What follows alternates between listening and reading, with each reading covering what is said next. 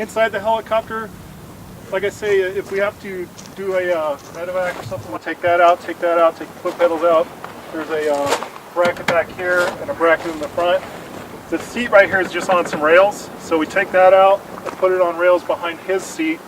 So then the flight officer's kind of sitting here, and then this stretcher right there unfolds, and we just stretch it all the way out across here. When we do load them into the helicopter, we put the feet up to the front. On some bigger people or large feet, there's a little bit of a dash there. You kind of got to watch getting the feet underneath that. But once you're clear of that, then you just slide the head in back towards the rear, and that way we've got access to the airway and everything. If we do need to take one of you guys, if we need somebody for rescue breaths or something like that, put you right here, and that way you're right at the head, and you can be providing the breaths. We are equipped full ALS, and anytime we're out flying, that's the case. We've got all the ALS gear in here, all the drugs that we need. So we do have that. We operate under NAPA County protocols, so wherever we go, we just still fall under those protocols, whether we're in Contra Costa County or Marin County. As far as if I can get somebody to step up here, how about you? What you basically do is put your arms through here. You can keep this to the front, and so the person's stranded on a rock, we get this down to them, start to lift, and when this lifts, there's just a plastic bracket in here that'll break loose, and then the rest of that's just Velcro, and it'll just cinch down around them like that. So that's going to hold them in there secure, and then we'll just lift them up to the ship. Once we get them up there, we'll scoot them into the ship and take them to safety somewhere. We use this one. All of our gear when we send it down to is going to come packaged up the way it should be packaged up when we go to lift this guy. So we've got a carabiner going through 3 rings here, and then we have an O-ring. On that one also we had the carabiner going to the O-ring. The O-ring is what we always want attached to the hook. So the O-ring should always be on the hook. We never want carabiner straight to our hook.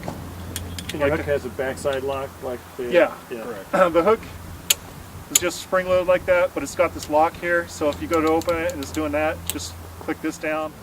So this goes to the O-ring.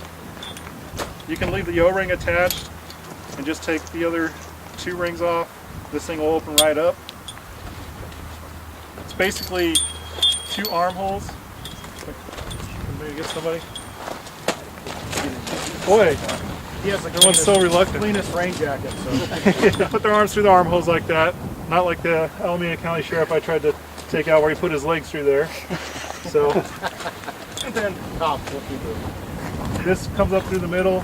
There is a strap on the inside. It's not a load-bearing strap that goes around, and it's just a plastic buckle that can buckle. You just kind of hold this in place. It's not necessarily required, but you can do that also. And then this goes back through all these O-rings like this. And then it's just a half or quarter twist lock carabiner.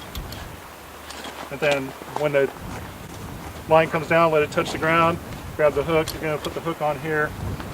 And when he goes to lift, it'll actually rock back a little, and it just kind of cradles you like that. So it's real secure. It's real simple. That's what we like about it. So when we send it down to you guys, you can just hook it up real quick. This would be for somebody that maybe one of you guys out fighting a fire, and you got somebody that's dehydrated, you need to get off the hill, or a hiker that just has an isolated ankle injury and doesn't necessarily need to be on full C-spine precautions on a backboard. We can just lower this down to you. Our preferred method, if you're taking somebody out that's injured badly enough that they need to be laying down, whether it's for C-spine precautions or whatever, and all you need for this is the backboard. If you do have a backboard and a STOKES litter, if you can just take that out and put it in this.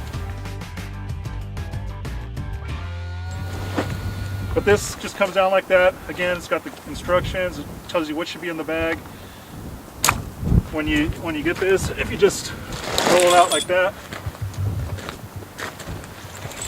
got a little snag up right there. But again, you have this O-ring on there that's going to go to the hook, and it's just 2 carabiners. Again, just quarter twist lock carabiners. You see all these smaller rings here, you don't need to worry about disconnecting any of those or anything. Just disconnect one of the carabiners and put one on one side, put one on the other, and then you're going to have all these plastic buckles here that you're going to open up. Each of them also are kind of color coordinated, so you just open up the Velcro, and then these are buckled. So you just unbuckle those, unbuckle this one down here. Those are the backboard just slides underneath these buckles. Yeah, and these up here, you can see again they're color coordinated. And the importance of that is that they go across this way instead of going straight across. And that's the way they come out of the bag, right? Okay, they're marked. Yeah. They're color coordinated. Okay, you got head up, obviously. You got the head up here. You got a zipper down there so that if you have them in a Sager splint or something like that, you can open that up and have it sticking out right there with it.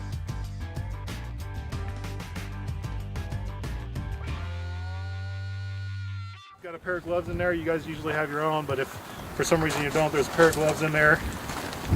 And then you don't want to be right underneath the helicopter because you don't have that angle where you can cancel out that spin if it gets going. So try to offset yourself either most of the time to the front of the helicopter because we like the head to be to the front. It just makes it easier as this is coming up to us to be able to disconnect that rather than trying to reach way back there. Once it gets all the way up to the helicopter, I'll secure it with a strap, and then before I go to take off, I need to make sure I take this off. So I'll take it off, and then I'll give you guys a 1, 2, 3, and it's going on the third one. You can see that zip tie there looks kind of flimsy, but we actually want that. So the person on the ground, if you see us start to take off, and we're getting that forward motion going, and you're starting to go like this, you know, just yank on that and break it off so that we don't take it with us to the hospital.